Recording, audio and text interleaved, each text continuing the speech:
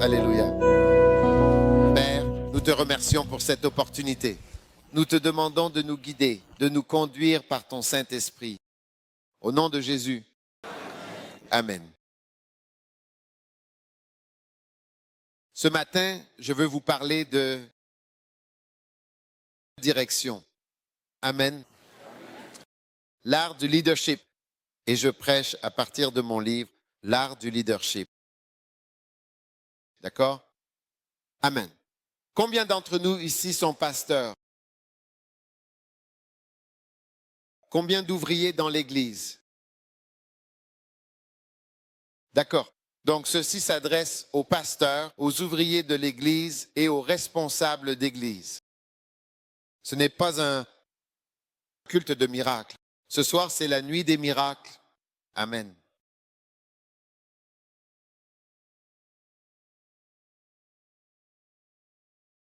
Le leadership. Alors, le premier point que je veux partager est décide de devenir l'un des bons leaders dans ce monde, ce qui correspond au chapitre 7 de ce livre. Amen. 1 Timothée 4, verset 6. Il est écrit, tu seras un bon ministre de Jésus-Christ. Amen. Tu seras certainement un bon ministre. Si tu fais ces choses, tu seras un bon ministre de Jésus-Christ. Amen. Si tu mets ces quelque chose en pratique, la Bible dit que tu seras un bon ministre du Seigneur Jésus-Christ. Amen. Maintenant, combien savent que dans tout, on peut être une bonne version ou une mauvaise version de cela? Donc, 1 Timothée 4, 6 dit, si tu rappelles ces choses aux frères, tu seras un bon ministre de Jésus-Christ. Amen. Wow! N'est-ce pas incroyable? Oui. Donc cela signifie que tu peux être un bon ministre ou un mauvais ministre. Tout le monde dit bon ministre, mauvais ministre. Oui. Tout ce que nous avons existe en bien et en mal. Tu peux être un bon mari ou un mauvais mari. N'est-ce pas? Tu peux être une bonne épouse ou une mauvaise épouse. Tu peux être un bon chanteur ou un mauvais chanteur. Tu peux être bon dans n'importe quoi ou mauvais dans n'importe quoi. D'accord? C'est pourquoi mon premier point est décider d'être l'un des bons dirigeants en Afrique. Amen. Maintenant, l'une des principales caractéristiques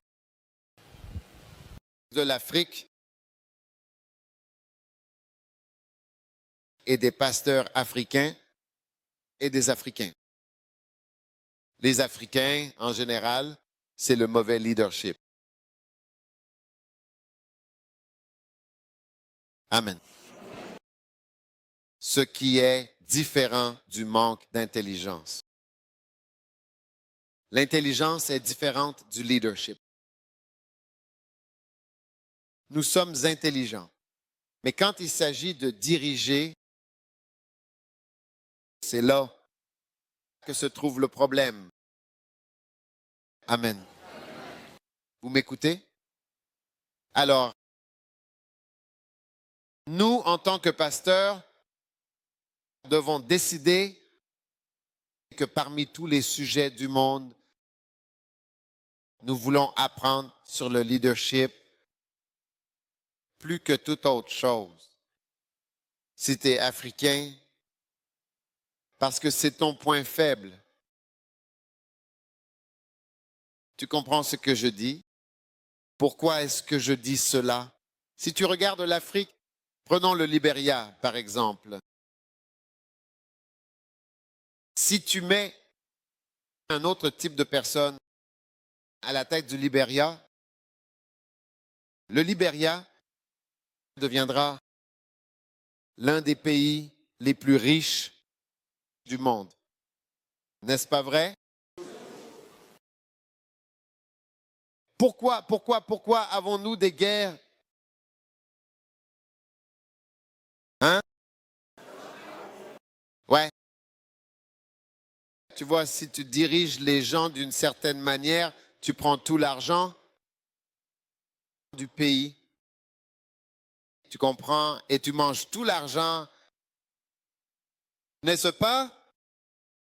Tu prends tout et tu es riche dans ton palais. À Monrovia ou ailleurs, à Londres. Mais le peuple n'a rien. Après un certain temps, même en Afrique, nous sommes très calmes. Les Blancs ne se comporteraient pas comme ça. Tu vois, l'Amérique était aussi une colonie de l'Angleterre.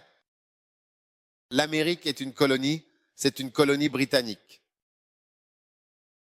Quant à eux, dès 76, ils ont dit, ah non, non, non, non, non, on ne va pas rester assis pendant que ces gens nous arnaquent. Donc les Blancs, ils ne tolèrent pas ça. Nous, tu vois, les Africains, nous sommes très calmes. Donc la guerre est contre notre nature. Je te le dis, la guerre que nous avons menée est contre notre vraie nature. Parce qu'à partir de 1776, alors qu'en Afrique, en effet, nous avons commencé à dire que nous voulions nous gouverner nous-mêmes en 1957, 200 ans plus tard.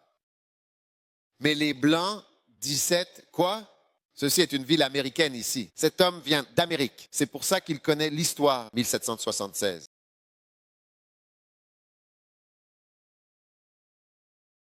Ils ont dit non, non, non, non, non. Pourquoi? Pourquoi êtes-vous assis en Angleterre et vous nous dites quoi faire ici tout en nous trompant? Un parlement en Angleterre décide de ce que nous faisons ici. Non.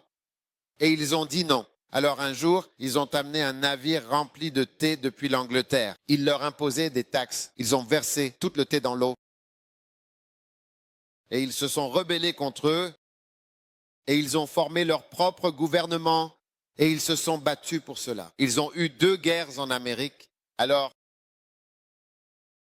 mais nous allons tout avaler. Oui. Oui, nous ne dirons rien à ce sujet. Si vous regardez le Libéria, regardez votre route d'ici de Zvedru à Ganta, à Banga. Pourquoi? Les gens qui sont ici, ce sont des fantômes ou ce sont de vraies personnes? Ce sont des fantômes ou ce sont de vraies personnes? Si vous êtes un dirigeant, si vous dites que vous êtes un dirigeant du Libéria, êtes-vous le dirigeant seulement de Monrovia? Ou êtes-vous aussi le dirigeant de tous ces gens? S'ils font partie de votre pays, pouvez-vous les oublier? Mais quand un Africain est aux commandes, toute personne qu'il ne voit pas, il l'oublie. C'est comme ça que nous sommes. Oui. Et se passe comme ça dans le ministère. Les pasteurs, quand une personne est loin, c'est comme si, oh, elle n'est pas importante. Mais elle est importante. C'est pour cela que je suis venu ici. Je ne suis pas venu à Zwebel parce que je vous ai vu, mais parce que je sais que vous êtes ici. Je sais que vous êtes ici. Je n'ai pas besoin de vous voir et je n'ai pas besoin de vous ressentir. Je n'ai pas besoin d'être venu ici auparavant. Je sais que vous êtes ici. Je sais que vous êtes ici parce que sur la carte, vous êtes ici. Vous êtes là. et vous êtes important. Vous êtes même plus important que les gens à Monrovia. Pour moi, oui. Amen. Est-ce que vous comprenez ce que je dis? Mais les dirigeants africains, quand nous ne pouvons pas vous voir, nous sommes désolés. Vous n'avez pas d'électricité, pas d'eau, pas d'école, pas de route, rien. Pas d'hôpitaux. Rien de ce dont vous avez besoin à cause du type de personnes qui dirigent. Pas seulement au Libéria, au Ghana, au Nigeria, au Togo, au Bénin, au Burkina Faso, au Niger, dans toute l'Afrique, en Guinée-Bissau. J'ai été partout au Kenya. Je suis allé en Guinée-Bissau, dans toutes les villes. Bafata, Buba, Kachongo ou encore Gabou, c'est différent. Il n'y a pas d'électricité, il n'y a pas d'eau, il n'y a rien. C'est pareil. Parce qu'un homme noir est comme chef d'État. Et comment nous faisons les choses?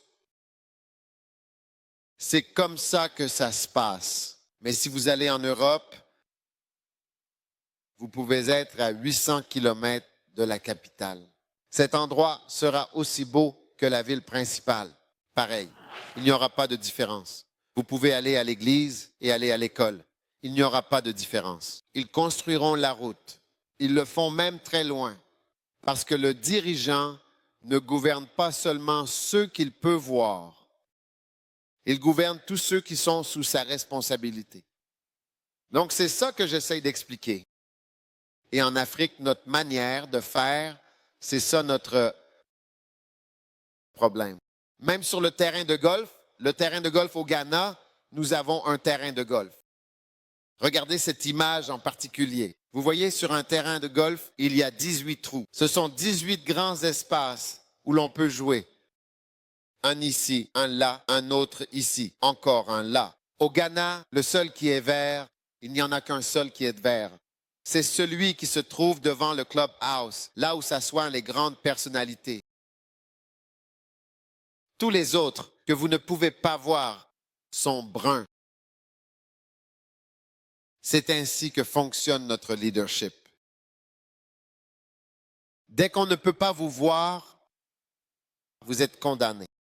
C'est pourquoi des rebelles se soulèvent et ils commencent à se battre par frustration.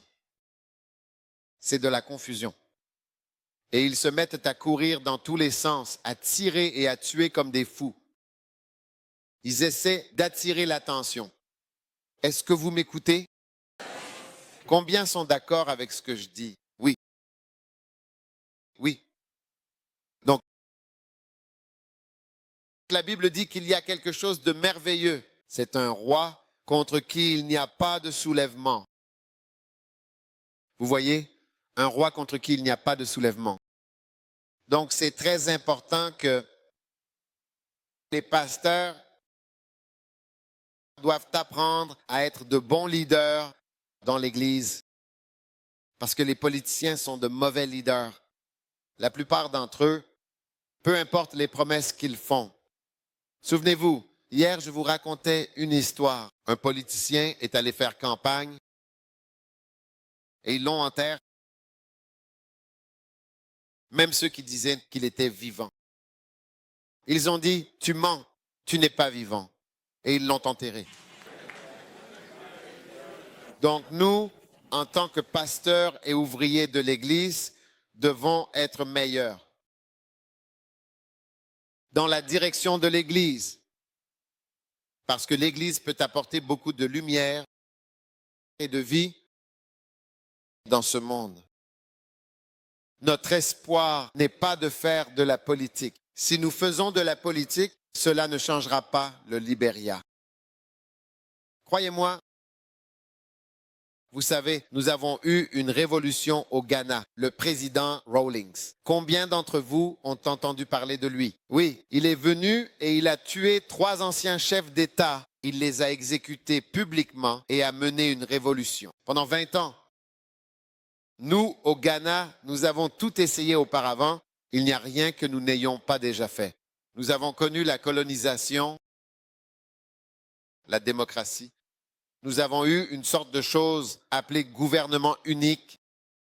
Nous avons fait une révolution. Nous avons fait le nettoyage national. Rawlings est venu et a fait 6 mois de nettoyage. Toute personne corrompue, on l'arrêtait. On l'exécutait en prison. On saisissait tous ses biens. Pendant 6 mois, ils ont assuré la transition. Nous avons eu le nettoyage national. Il faut nettoyer ici.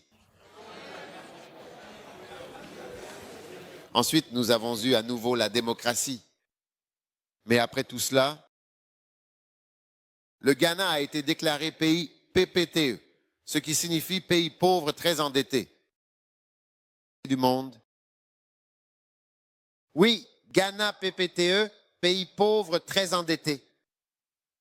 Nous avons été officiellement déclarés comme tels pour que tous les pays puissent annuler nos dettes. Alors ils ont annulé avec le Japon et tout le monde disant « nous ne devions pas payer ». Nous avons dû signer officiellement que nous étions très endettés. Il y a environ 8 ans, n'est-ce pas? Oui. Alors je n'ai pas d'espoir dans la politique. Mon espoir est en Jésus-Christ. Amen. Christ en vous est l'espérance de la gloire. Alléluia. Alors, pasteur, je vous en supplie, soyons meilleurs en leadership, pas en intelligence. Je ne parle pas d'intelligence. L'intelligence est différente du leadership. Tous les présidents d'Afrique sont intelligents. Ils sont tous brillants. Ils sont allés à l'école. Ils ont vécu à l'étranger.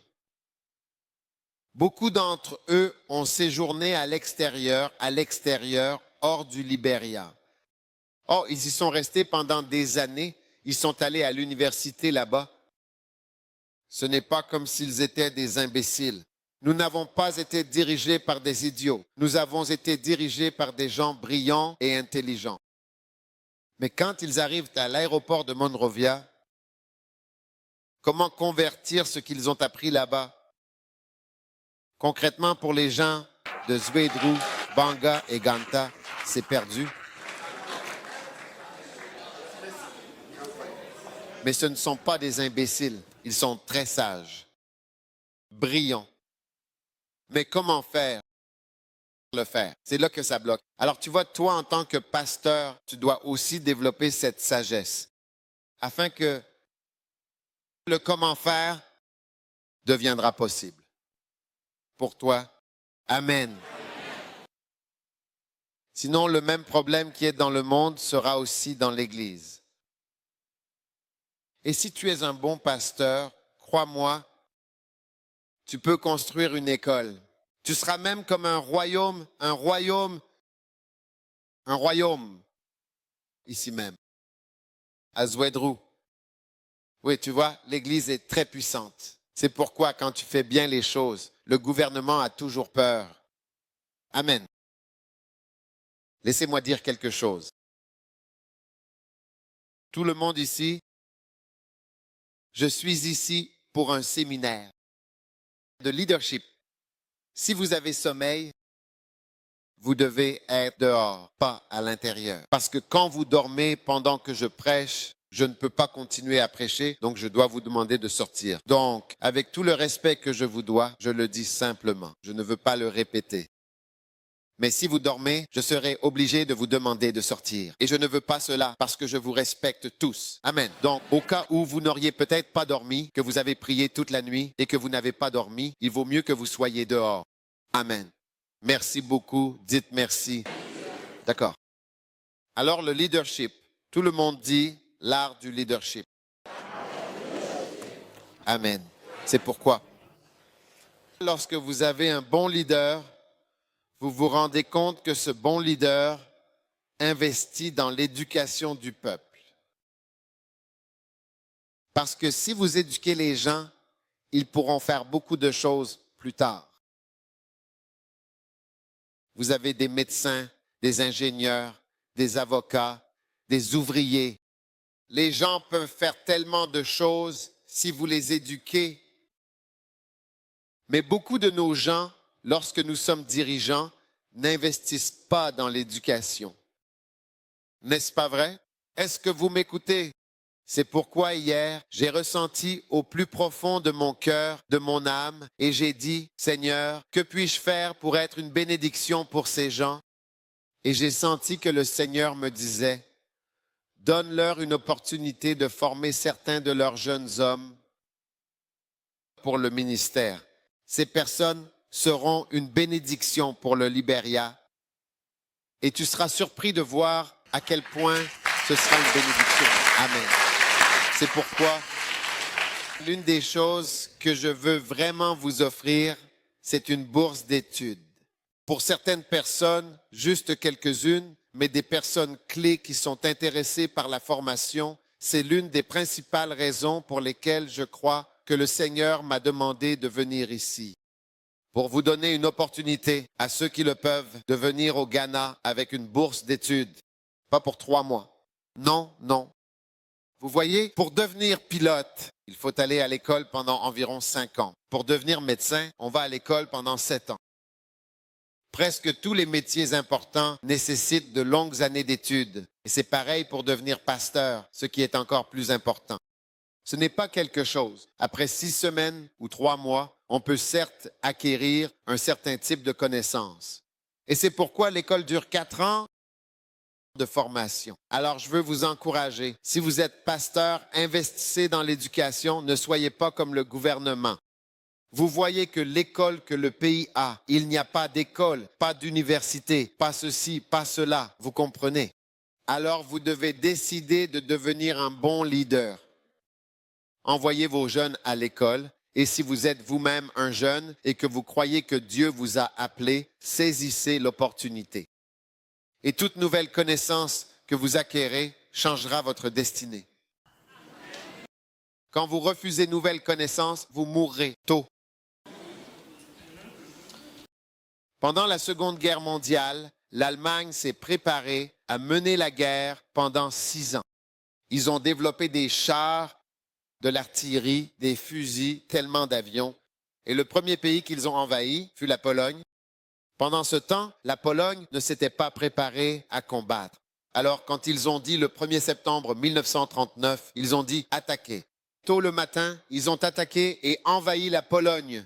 La Pologne n'était pas préparée. Alors, ils sont venus combattre l'Allemagne avec des chevaux. Alors, ils sont venus avec des chevaux et des fusils en attaquant, alors que les Allemands arrivaient avec des chars. As-tu la moindre chance? Quand quelqu'un a développé de nouvelles choses et que tu utilises encore des chevaux? En refusant la nouvelle connaissance, ils comprennent que tu restes dans l'obscurité et que tu ne te développes pas. Nous avons donc besoin que de nouvelles connaissances entrent dans nos vies. La meilleure chose que tu puisses faire pour toi-même, c'est d'accepter la nouvelle connaissance. C'est pourquoi chacun de ces livres contient une nouvelle connaissance. En tant que pasteur, tu comprendras que la meilleure chose que tu puisses avoir, c'est la nouvelle connaissance. Amen. Est-ce que vous m'écoutez? Alors décidez, que tout le monde dise, je décide de devenir un bon leader. Amen. Combien veulent être un bon leader? Je n'ai pas dit un bon libérien. Je n'ai pas dit un bon mari. J'ai dit un bon leader. Wow. Un bon leader, tout le monde dit un bon leader. Amen. Alors vous pouvez avoir quelqu'un qui est chef d'État, président, parlementaire, maire. Il est allé à l'école en moyenne, mais ce n'est pas un bon leader. Donc, si nous ne l'apprenons pas, nous resterons toujours de mauvais leaders. Alléluia. L'une des choses que font les leaders africains, c'est qu'ils ne donnent de l'argent et des choses qu'à leurs proches. Si vous n'êtes pas de leur famille, ou que vous n'êtes peut-être pas vraiment de leur tribu, ou que vous ne venez pas de leur région, oubliez ça. C'est pourquoi nous votons maintenant selon les tribus en Afrique. N'est-ce pas vrai? Lors de votre élection, avez-vous voté de cette manière? Celui-ci vient d'ici, donc tous ces gens ont voté pour lui. Celui-là vient d'ici, donc tous ces gens votent pour lui. C'est ce que vous avez. Oui, nous avons ça encore plus au Ghana, puis-je le diviser comme ça. Si vous venez d'ici, vous votez pour celui-ci. Si vous venez d'ailleurs, vous votez pour celui-là. Parce que vous savez que lorsque vous arrivez au pouvoir, il construira les routes ici. Comme à Zvedru, il y a une route ici. Il n'y a pas de route dans le pays, juste ici. Qui a construit la route ici? Qui a construit la route?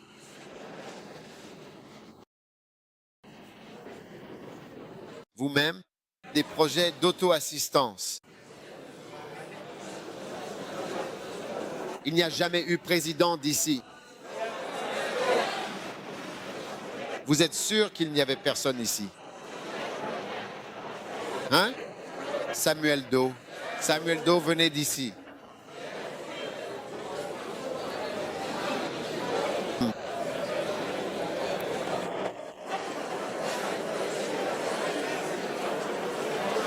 C'est trop merveilleux.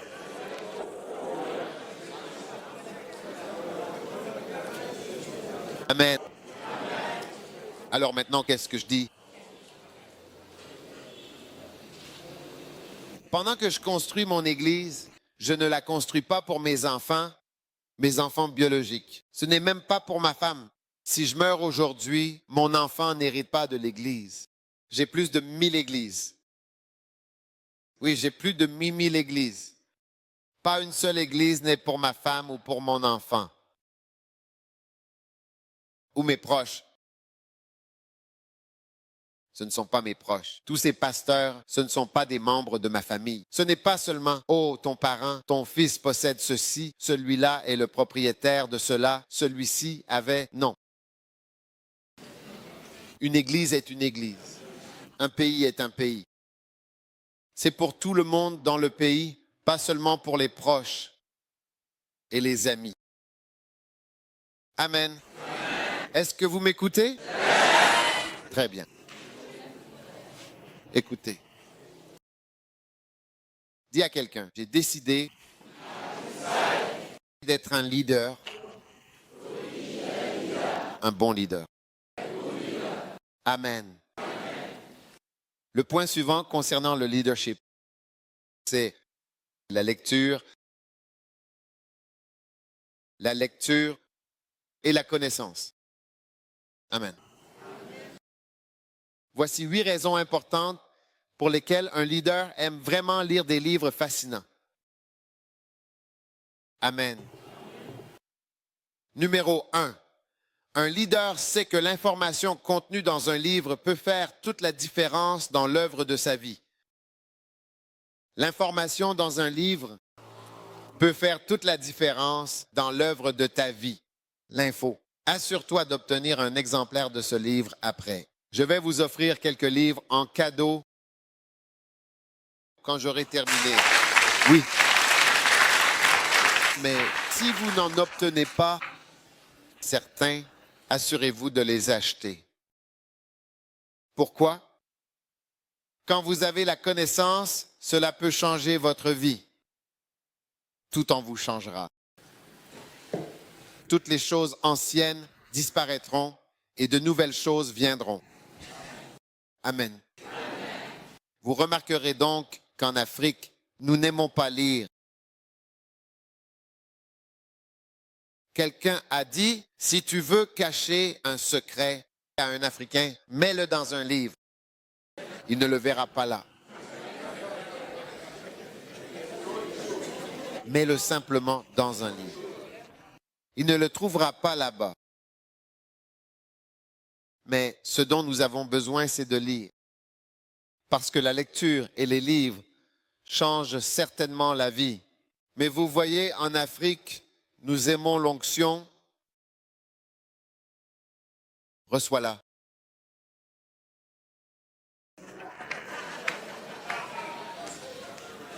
N'est-ce pas vrai? N'est-ce pas comme ça que nous sommes? C'est ce que nous aimons. Les Blancs, eux, quand tu vas prêcher, tu ne te sens pas heureux parce qu'ils te regardent comme s'ils étaient dans un congélateur. Très froid. Ils ne disent pas Amen. Ils ne crient pas.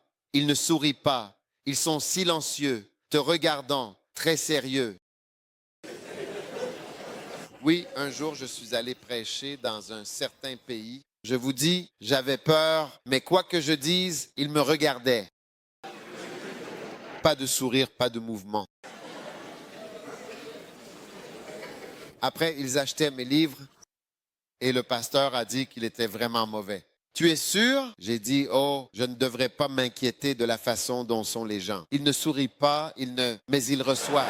Donc, je devrais juste prêcher, car c'est comme ça qu'ils sont. J'ai dit, hey, ce genre de personne, je n'y suis pas habitué.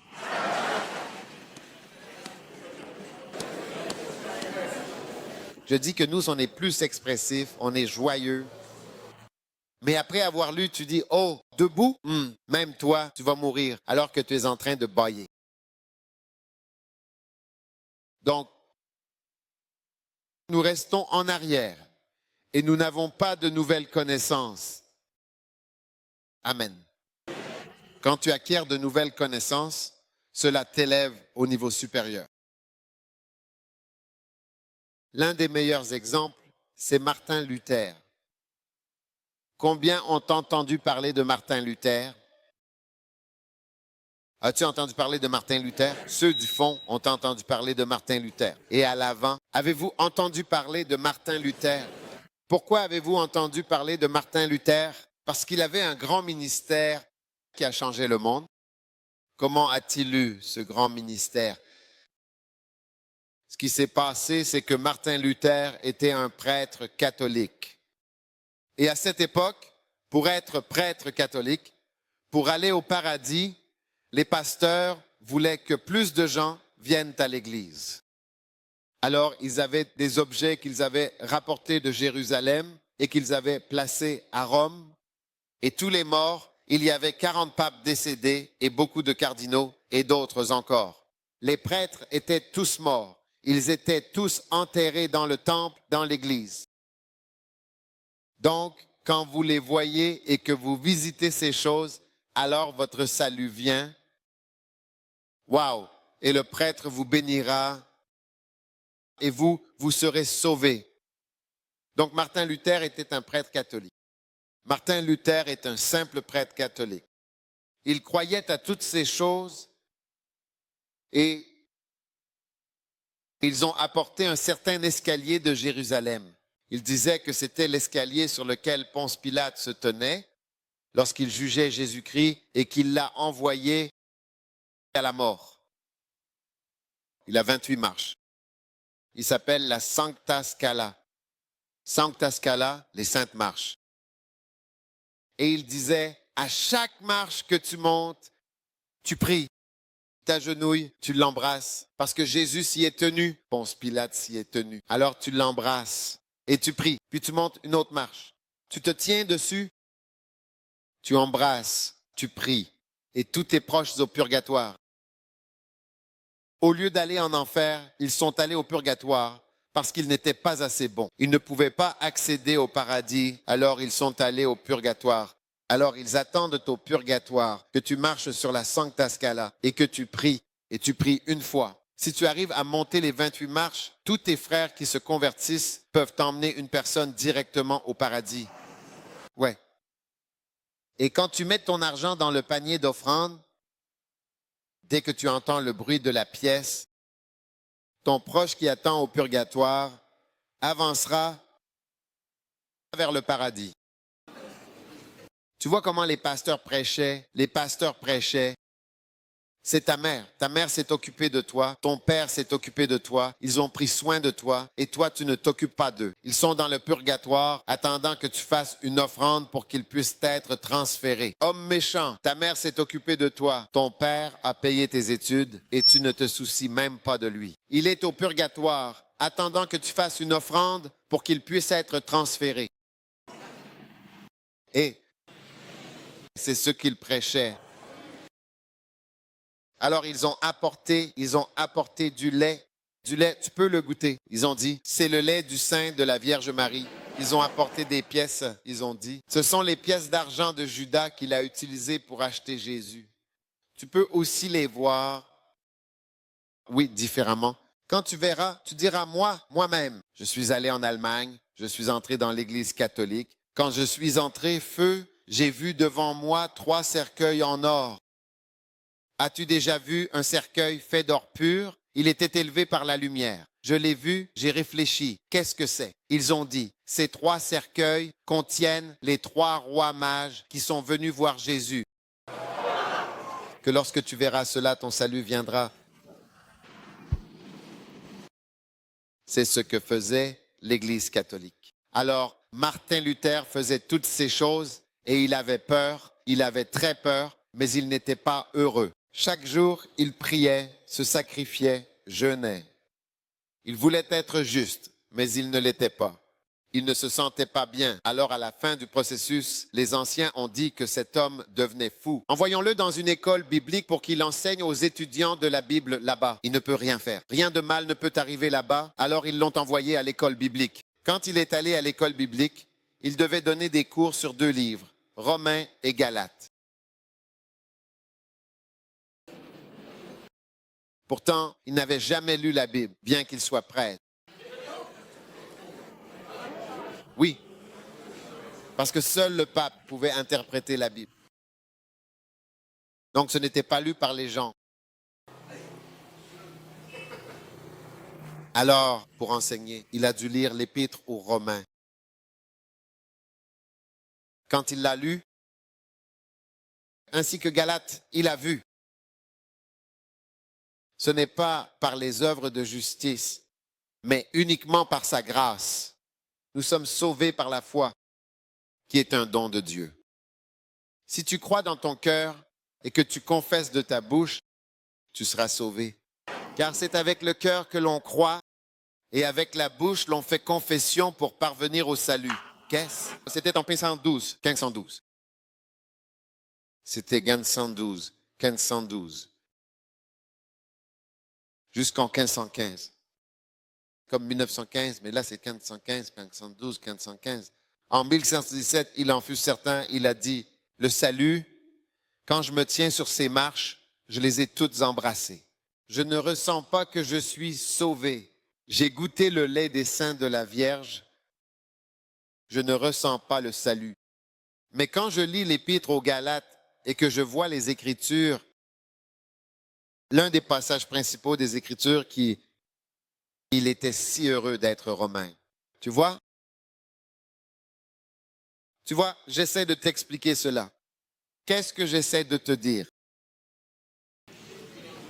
Lire. C'était Romains chapitre 5. Le verset principal qui le rendait très heureux était Romains chapitre 5. Quand il l'a lu, il a dit, « Ah, ainsi étant justifié par la foi, nous avons la paix avec Dieu par Jésus-Christ, notre Seigneur. » Nous sommes justifiés par la foi. C'était le principal canal. Ah, je suis justifié non pas en montant ces marches, en buvant le lait de la Vierge Marie. Et cela lui est venu en lisant.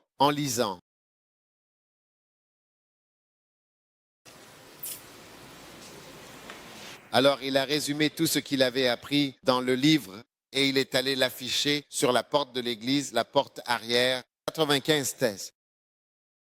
Tu vois, quand tu lis bien quelque chose, tu peux réécrire le livre, tu peux en écrire les points clés. C'est pour cela que les gens ne tirent pas profit des livres. Il a mis des années à lire, de 1112 à 1515, de 1515 à 1517. Et en 1521, il était complètement sorti de l'Église catholique. Il voulait le tuer. Ils ont dit qu'ils allaient l'assassiner. Tous ceux qui avaient essayé de les défier auparavant, il les avait tués. Oui, l'Église catholique a tué beaucoup de gens. Mais cette nouvelle connaissance qu'il a acquise en lisant l'a complètement transformé. Il a dit non. Le pape, il a ensuite dit que le pape est le successeur de Jésus, de Pierre. Et que le pape est le fondement sur lequel l'Église est construite. Parce que Pierre est le Père, Pierre est le fondement, le roc. Alors il a dit, qui vous a dit cela? En leur disant, il a écrit une lettre, mais qui vous a dit que vous êtes le fondement? N'avez-vous pas lu où? Paul a dit, aucun autre fondement ne peut être posé que celui qui a été posé, à savoir Jésus-Christ. Jésus est le fondement. Qui êtes-vous? Il les a défiés. Ils ont dit, tuez-les, tuez-le. Il s'est enfui dans la nuit. C'est pourquoi vous avez entendu parler de lui à Zouédru. Il est l'une des plus grandes figures ayant jamais œuvré dans le christianisme. Il a changé. Il s'est opposé à une tradition aussi forte sur la base de nouvelles informations qu'il avait lues dans un livre. Et tout a changé dans son ministère. Alors, quand vous voyez des pasteurs en train de lire un livre et qu'ils disent « Ah, les étapes vers l'onction. Donne-moi une tourte à la viande, s'il te plaît. Donne-moi une tourte à la viande. J'ai faim. » Et ils prennent une tourte à la viande. Tu prends un Coca-Cola. Mais quand tu vois le livre, tu es fatigué. Tu n'arrives même pas à lire. Dès que tu commences à lire, tu t'endors. Il n'y a aucun espoir pour toi. C'est vrai. L'état de ton Église peut certainement changer radicalement dans ton ministère. Si tu crois en la lecture, les jeunes, je veux vous inviter à venir au Ghana pour apprendre de nouvelles choses, de nouvelles informations pour votre vie et votre ministère. Cela va te transformer. Cela va tout changer. Écoute, en ce qui me concerne, je suis. Je ne sais pas si vous avez l'Union des Écritures en Libéria. Avez-vous l'Union des Écritures? Oui, vous. Vous l'avez au Libéria? Non, d'accord. Mais quand j'étais au lycée au Ghana, nous avions l'Union des Écritures, des études bibliques, des fraternités. C'est là que je suis devenu chrétien. Tous les jours, études bibliques, études bibliques, études bibliques, études bibliques. J'aime Dieu, j'apprécie Dieu, j'étudie la Bible tout le temps. Un jour, quelqu'un m'a donné un livre d'un homme appelé Kenneth Hagin. Un petit livre, plus petit que tous ceux-ci. Quand je l'ai lu, j'ai dit, waouh, le livre s'appelait Plaide ta cause. Plaide ta cause. J'ai lu son livre à propos d'une vision qu'il avait eue. Quelque chose qui s'était produit immédiatement. J'ai dit, waouh, il y a quelque chose de merveilleux. Et puis j'ai commencé à trouver d'autres livres, encore plus de livres qu'il avait écrits. Et j'ai commencé à lire et j'ai commencé à écouter ses messages. Et de nouvelles informations qui ne figuraient pas dans l'union biblique sont venues s'ajouter à ce que j'avais déjà. Et au lieu d'aller me battre avec des chevaux, j'ai commencé à utiliser des véhicules blindés à la place. Et je suis devenu plus puissant et plus fort dans le ministère. Alors, un livre, ça peut tout changer chez toi, comme tu es là. La façon dont tu es, tu vas changer complètement. Toi, les gens ne te reconnaîtront pas. Tu vois, ma mère, les gens rencontrent toujours ma mère. Ma mère est au Ghana. Les gens rencontrent toujours ma mère et lui disent « Félicitations. Ton fils fait un excellent travail. Félicitations. » Et ma mère leur répond, elle leur dit que ce que fait mon fils, je ne lui ai rien appris. Je ne lui ai pas appris toutes les choses qu'il fait. Ma mère ne croyait même pas en Dieu. À un moment donné, elle ne croyait même pas en Dieu. Ma mère ne m'a pas emmené à l'église. De nouvelles connaissances que j'ai acquises quelque part. De quelque part. M'a transformé. Alors elle ne comprend pas. Elle ne peut même pas reconnaître ce que je fais. Quand je prêche, les gens la rencontrent. Votre fils fait ceci. Votre fils, oh, félicitations. Je ne lui ai rien appris. Je ne sais pas comment il a eu ça.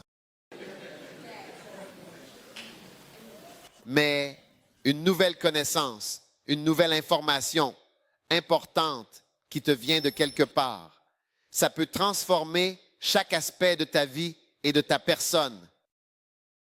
Je te le dis, ton ministère. Oui. Chaque fois que je veux avancer, j'ai besoin d'un livre. Si je veux progresser, j'ai besoin d'un livre. J'ai besoin d'une cassette, d'une vidéo, mais surtout d'un livre. C'est pour ça que Paul, tu sais, Paul a écrit. Il a dit, quand tu viendras, apporte-moi mes livres. Mes livres. Et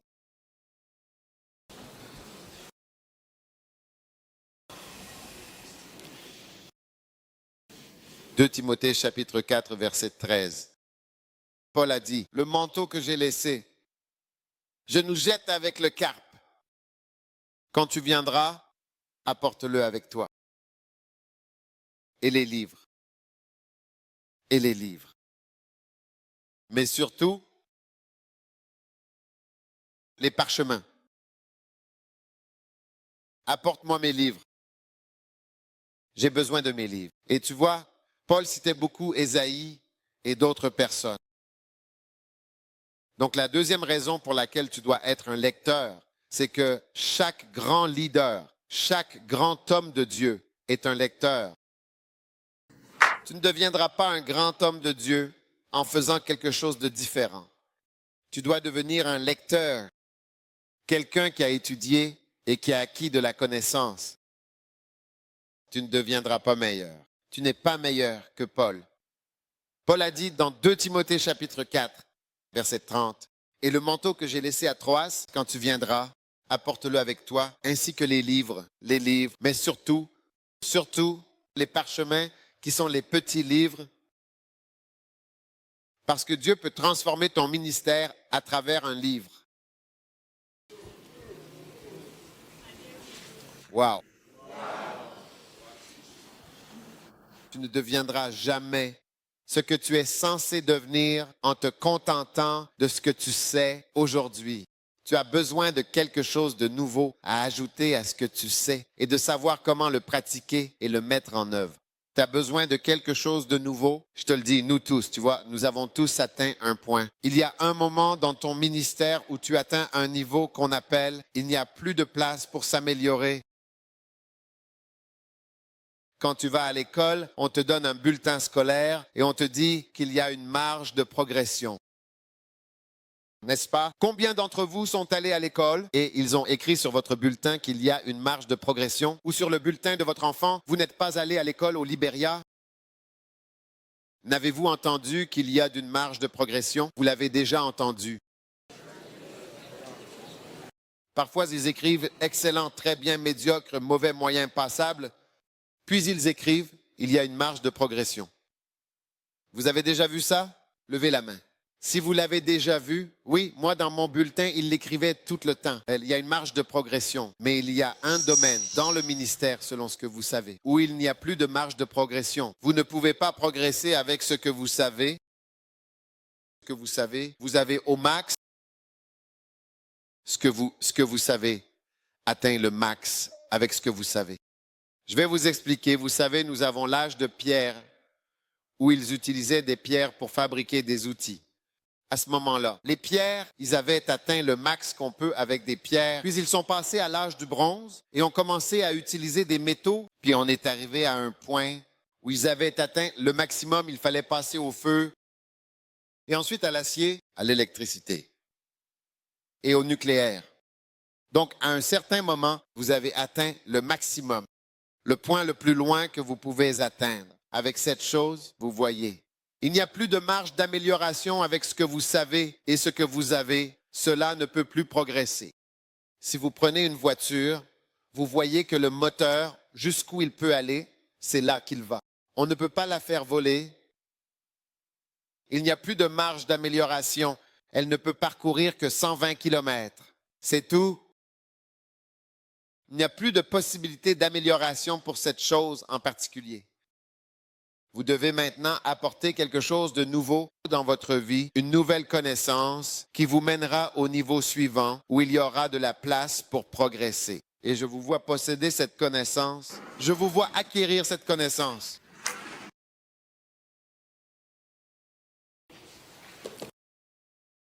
Jérémie, le livre de Daniel, chapitre 9, verset 2, la Bible dit, « La première année de son règne, moi, Daniel, je compris par les livres. Moi, Daniel, je suis prophète, mais j'ai compris par les livres. » Daniel est prophète, mais j'ai compris par les livres. Ce sont les livres qui m'ont permis de comprendre. Daniel chapitre 9, verset 2. Daniel, j'ai compris dans les livres le nombre des années par laquelle le Seigneur était venu à Jérémie, le prophète, qu'il accomplirait 70 ans dans les désolations de Jérusalem. Alors Daniel a dit qu'il ne comprenait pas, même s'il avait des visions, même s'il avait des rêves, même s'il était un homme de Dieu. C'est en lisant le livre qu'il a commencé à comprendre certaines choses pour pouvoir passer au niveau suivant dans le ministère. Wow. Est-ce que vous m'écoutez? Est-ce que vous comprenez ce que je dis? Amen. Alors Dieu veut que vous... Amen. Dieu veut que vous compreniez par les livres. C'est ainsi que vous comprendrez beaucoup de choses que vous faites dans le ministère. Dieu va vous bénir abondamment et il va grandement améliorer tout ce que vous faites grâce aux livres. Que tout le monde dise livre. Dites livre. Livre. Alléluia. Alléluia. Amen.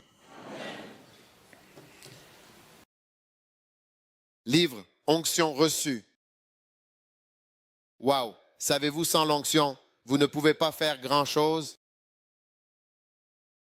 Hein? Qu'est-ce que l'onction? Ma vie a été changée par les livres. Les livres vous rendront oint. J'ai ici quelques livres sur l'onction. Les étapes vers l'onction et attraper l'onction. L'onction, ce n'est pas de tomber par terre. Quand les gens tombent et disent « Oh, le pasteur est oint », ce n'est pas ça l'onction. Amen. Amen. Ne vous laissez pas tromper, pasteur. En tant que pasteur, imposer les mains et voir quelqu'un tomber est agréable. Je l'ai fait souvent. C'est agréable et c'est bien. Nous devrions le faire. Mais ce n'est pas cela. Vous savez, nous devons rester, comme Martin Luther, attachés à la Bible. Quand le Saint-Esprit descendait sur les gens, leurs vies étaient transformées. Ils avaient des visions et des rêves. Et ils avaient des visions et des rêves. Et ils parlaient en langue, pas en tombant par terre. Quand le Saint-Esprit est venu, amen. Quand la puissance du Saint-Esprit est venue sur Jésus, il a été oint et il pouvait prêcher et il pouvait guérir. Oui, alors quand l'onction est venue sur Jésus, il a dit, « L'Esprit du Seigneur est sur moi. Il m'a oint pour prêcher. » Donc, l'une des choses que vous recevrez à travers les livres, c'est l'onction. Wow! Quand j'ai commencé à écouter Kenneth Hagin, Dieu m'a énormément béni. Je l'ai accueilli. Je ne savais rien de négatif à son sujet. Même un jour, quand quelqu'un a essayé de me dire du mal sur lui, je n'ai pas écouté. Parce qu'on ne peut pas recevoir de quelqu'un qu'on critique. Toute personne que vous critiquez, vous ne pouvez rien recevoir d'elle. Toute personne que vous analysez, vous ne pouvez rien recevoir d'elle. D'une certaine manière. Quand ils ont analysé Jésus et ont dit, « Qui est ta mère? Qui est ton père? Qui est-ce? » Ils n'ont pu recevoir. Il n'a pu faire de miracle là-bas. Alors Kenneth Hagin est devenu une bénédiction pour moi. Je connais des gens qui ont même écrit des livres sur lui. Pouvez-vous imaginer quelqu'un qui écrit un livre entier de choses négatives sur vous, du début à la fin? Et j'ai déjà vu ce livre. Oui, mais je connaissais de bonnes choses. J'ai reçu l'onction et j'ai reçu l'onction en lisant ses livres, en écoutant ses cassettes Dieu m'a oint. Si je n'étais pas oint, je ne pourrais pas venir ici. Je ne pourrais pas être ici. Sans onction, on ne peut pas faire tant de choses. Oui, je ne pourrais pas avoir autant d'églises si je n'étais pas oint. Oui. Voici un pasteur de mon église en Jamaïque. Oui, lève-toi. Voici une personne de mon église au Guyana, dans les Caraïbes. Il y a une église en Amérique, l'une des églises dans le Maryland. Asseyez-vous, j'ai tellement d'églises. Oui, sans l'onction, je n'aurais pas pu faire cela. Donc, comme vous êtes, comme je vous montre, je leur ai dit, oh, je vais à Zredo. Venez, vous voulez venir? Ils ont dit, oh, on aimerait venir, alors ils sont venus.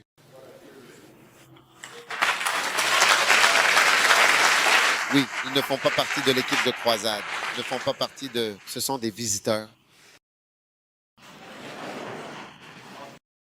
Ils font office d'observateurs. Les casques bleus de l'ONU, ils nous observent. Alléluia. Amen.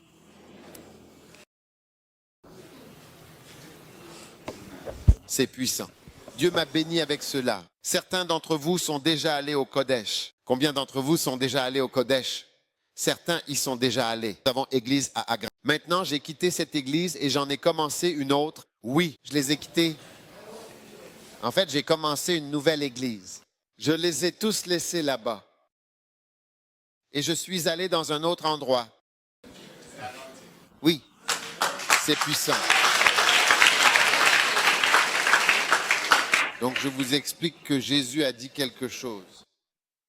Jésus a dit que, vous savez, même les incroyants, il a dit qu'un homme ne peut rien avoir à moins que cela ne lui soit donné d'en haut. Vous avez besoin d'une connexion pour que Dieu vous donne quelque chose et pour que vous receviez une certaine onction. Sinon, vous ne pourrez pas faire beaucoup de choses. Vous les verrez. Mais vous devez avoir quelque chose. Tu dois savoir quelque chose. Amen. Est-ce que tu m'écoutes? Oui. Et je me souviens qu'un jour, j'écoutais ce même Kenneth Hagin. Tu vois, quand tu aimes le livre de quelqu'un, tu aimeras sa prédication. Quand tu aimes le livre de quelqu'un, tu aimeras sa prédication. Alors, j'ai commencé à écouter la prédication. Un jour, j'étais à l'hôpital quand j'étais étudiant en 1988 et j'écoutais Kenneth Hagin pendant la nuit et je me suis endormi. J'étais à genoux, je me suis endormi. Et je me suis réveillé. Il prêchait. Sur la cassette, un magnétophone auto-inverse. Avant-arrière, retour à toi-même. Il fonctionnait toujours. J'étais à genoux priant. Soudain, quelque chose a jailli de la cassette et est entré ici. Mon ventre. La Bible dit de ton ventre couleront des fleuves. Donc, quand quelque chose entre dans ton ventre, il essaie d'y mettre quelque chose qui sortira. C'est un fleuve éternel qui va couler. Alléluia. Et une voix. J'ai entendu une voix dans la pièce. À partir d'aujourd'hui, tu peux enseigner. C'était en 1988. À cette époque, j'étais à l'école et j'avais une petite église. Mon église comptait 1, 2, 3, 4, 5. Ici. C'est personne. Aujourd'hui, j'ai mis l'église et le Seigneur a dit, à partir d'aujourd'hui, tu peux enseigner. Mais c'était cette boîte, je pense, je l'écoute depuis plus de 10 ans. Je lis ses livres jusqu'à aujourd'hui. C'est la personne numéro 1 que j'écoute. Quand je veux prier, je l'ai mis et j'ai ces cassettes de 1970, 1960 et quelque chose. J'ai toutes ces cassettes. J'ai toutes ces cassettes, tous ces livres. Quand je les mets, je deviens heureux. C'est l'atmosphère la plus spirituelle pour moi.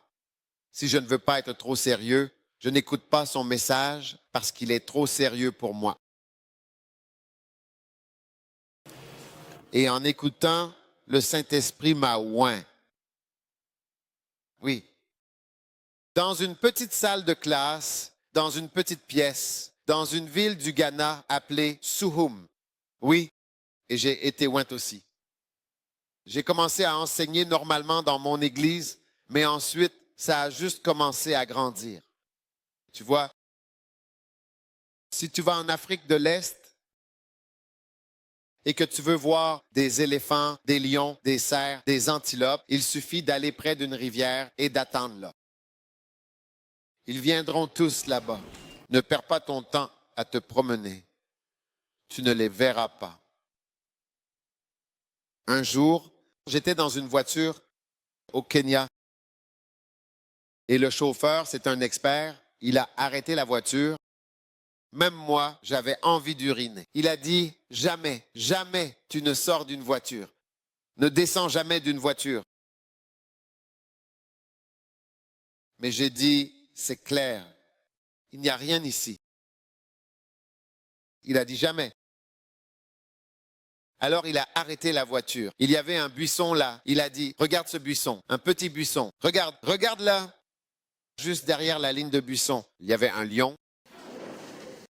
Il est brun comme l'arbre. Il est brun comme l'herbe. L'herbe était brune. Il n'y avait pas d'eau. Tout était brun. Le lion aussi l'était. Mais si j'étais descendu pour uriner, j'aurais rencontré, salué le lion. Juste là.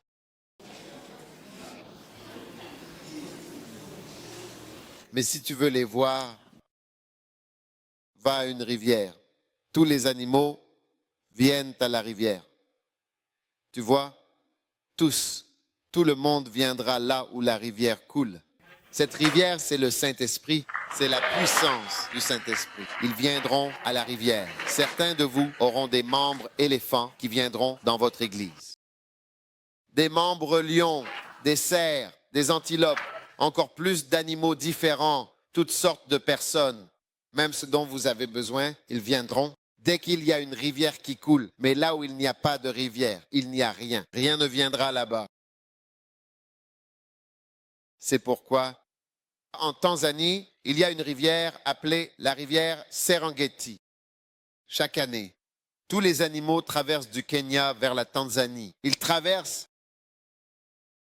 Si tu veux aller en Tanzanie, n'y va pas à un certain moment. Tous les Blancs du monde entier viennent tous à la rivière observer. Quand ils viennent à la rivière, les animaux viennent là aussi. Je ne sais pas, ils savent que c'est le moment en septembre ou peu importe. Tu ne peux même pas trouver un hôtel pour dormir. Tous les Blancs du monde entier viennent là pour regarder.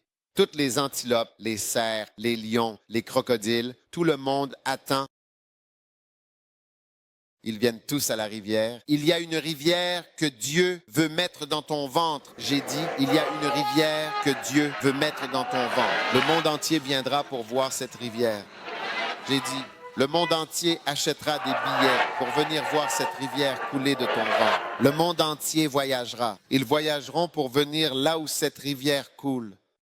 Pour venir voir par eux-mêmes comment la rivière coule, coule, coule, coule. Wow! C'est pourquoi un livre est important. L'onction. Et c'est pourquoi ce livre pourrait être le livre qui changera ta vie. Reçois l'onction. Avance vers l'onction. Et il n'y a rien de mieux que je puisse te donner qu'un livre. Un jour, je suis allé en Angleterre. J'étais étudiant, mais je n'avais pas d'argent. Quand je partais, je n'avais pas acheté de pantalons, je n'avais pas acheté de chaussures, rien, je n'avais pas d'argent. Puis j'avais la dernière chose qu'il me restait, c'était un peu d'argent, environ 100 livres. Et quelqu'un m'avait montré une certaine Bible. Cette Bible s'appelait la Bible de Dick. La Bible de Dick. Elle coûtait 93 livres. Et j'ai dit, c'est tout mon argent. Tout mon argent. Mais j'ai utilisé tout mon argent pour acheter cette Bible. Pas de chemise. Je suis rentré au Ghana avec seulement cette Bible. Mais grâce à cette Bible, j'ai maintenant plus de chemises. Si j'annonce à mon église que ma chemise est achetée, que j'ai besoin d'une chemise, je recevrai des milliers de chemises. Tellement de gens m'achèteront des chemises. Grâce à un livre, j'ai dit, grâce à un livre, j'ai dit un livre, surtout les livres, les parchemins. Oui, oui, c'est pourquoi je vous encouragerai. La troisième raison, quelle est-elle? La quatrième raison? La quatrième. La première raison est que la lecture changera votre vie. Deuxièmement, tous les grands leaders étaient des lecteurs. La troisième raison, c'est que vous pouvez recevoir l'onction à travers le livre. Et quatrièmement, vous pouvez interagir avec de grandes personnes à travers les livres.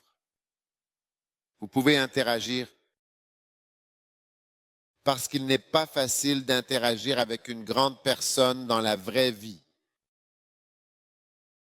Le saviez-vous? Oui, vous les voyez autour de vous, mais vous n'interagirez pas facilement avec eux.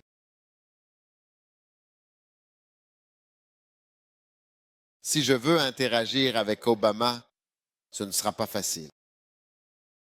N'est-ce pas vrai? Le président Obama, où vais-je le voir? Mais il a écrit plusieurs livres et je peux lire ces livres et en être béni. Amen. Est-ce que vous m'écoutez? Et c'est la même chose pour tout homme de Dieu, car Dieu veut que vous interagissiez avec certains hommes de Dieu, parce que vous ne pouvez pas devenir d'une certaine manière à moins d'interagir avec certaines personnes. Vous devez interagir. Vous avez besoin d'interagir. Pierre, Jacques et Jean ont interagi avec Jésus. Josué a interagi avec Moïse pendant des années. Élisée a interagi avec Élie pendant de nombreuses années. On ne se lève pas simplement un jour pour devenir oint. Toute personne qui est ointe, on peut voir avec qui elle a interagi auparavant. Et la personne avec qui vous avez interagi auparavant détermine qui vous êtes et comment vous êtes dans le ministère. Est-ce que vous m'écoutez? Est-ce que vous m'écoutez?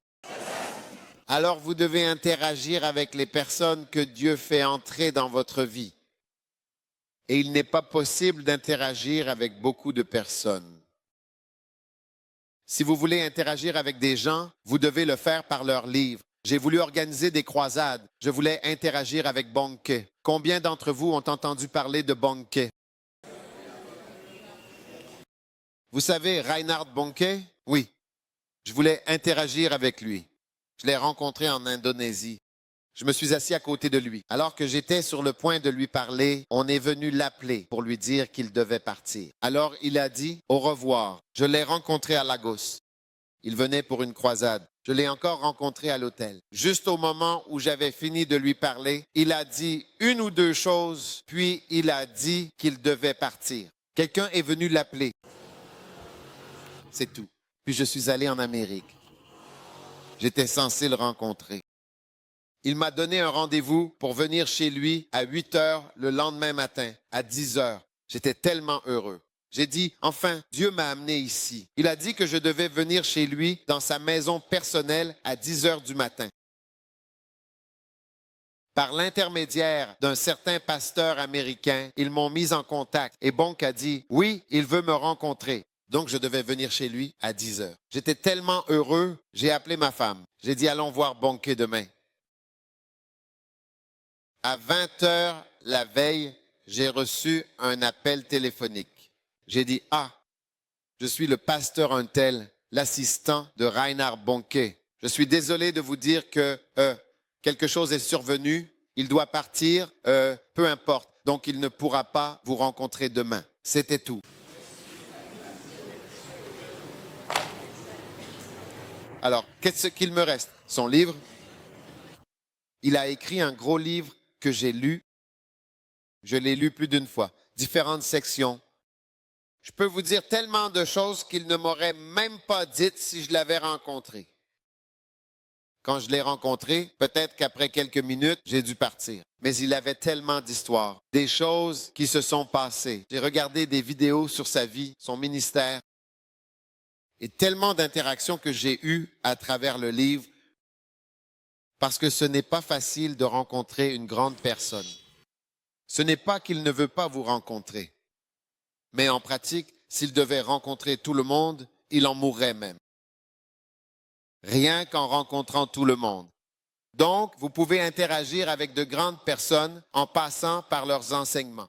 Et avant même de vous en rendre compte, vous êtes comme l'ami de cette personne. Quelqu'un comme Kenneth Hagin, j'ai l'impression d'être comme un membre de sa famille. Parce que je connais sa mère, son père, ses oncles, ses frères, leur caractère. Parce que j'ai entendu ces histoires tellement de fois. Je n'ai jamais vu ces membres de sa famille, mais c'est comme si je les connaissais tous à travers la lecture et l'écoute. Amen. Amen. Écoutez-moi, votre ministère n'atteindra jamais le niveau supérieur avec les connaissances que vous avez aujourd'hui. À ce stade, il n'y a plus de place pour l'amélioration. Que faut-il pour passer au niveau suivant? De nouvelles connaissances, de nouvelles informations, et alors vous passerez à un autre niveau. À ce niveau-là, nous pourrons dire qu'il y a de la place pour l'amélioration dans ce domaine. Alléluia. Levez-vous, tout le monde. Levez-vous.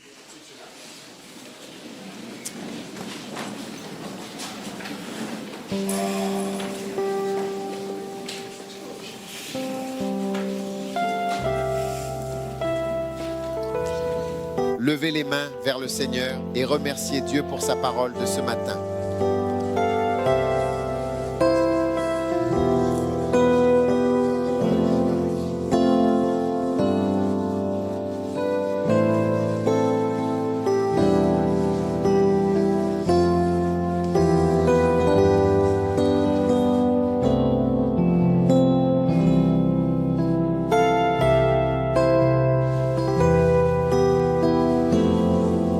Sincèrement pour vivre cette transformation, pour que vous aimiez profondément lire, pour que tout ce que Dieu a prévu pour votre vie à travers un livre,